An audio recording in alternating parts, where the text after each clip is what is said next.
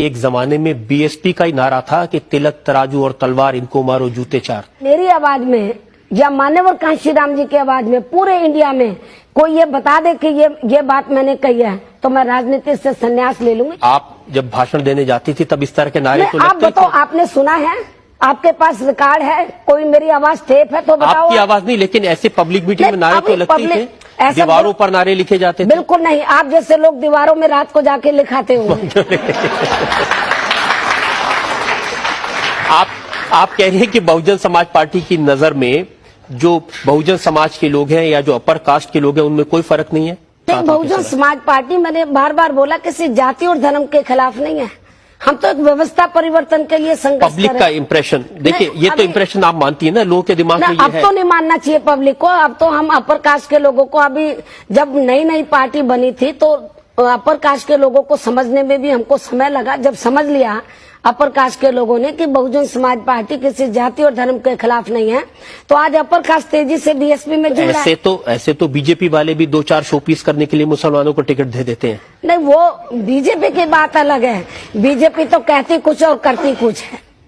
ये जो मायावती हैं, ये पहले वाली मायावती नहीं, अब ये बदल गई हैं। अब मायावती जी का हेयर स्टाइल भी बदल गया है, मायावती का फैशन भी बदल गया है, मायावती जी का लुक भी बदल गया है।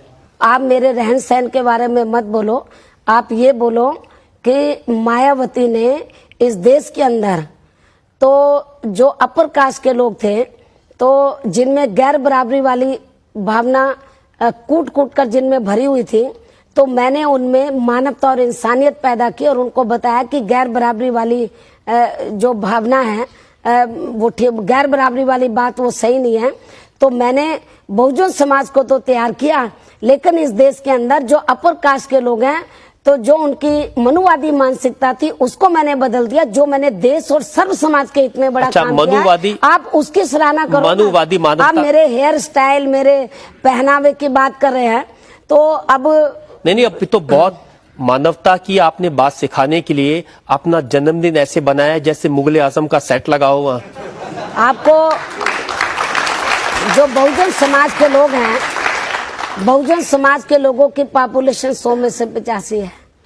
बहुजन समाज के लोग ये देखते हैं कि जब दूसरी पार्टी के लोग अपने नेताओं को आदर सम्मान देते हैं, तो बहुजन समाज के लोग सोचते हैं कि हम किसी से पीछे नहीं है, हम अपने नेता को आदर सम्मान देंगे।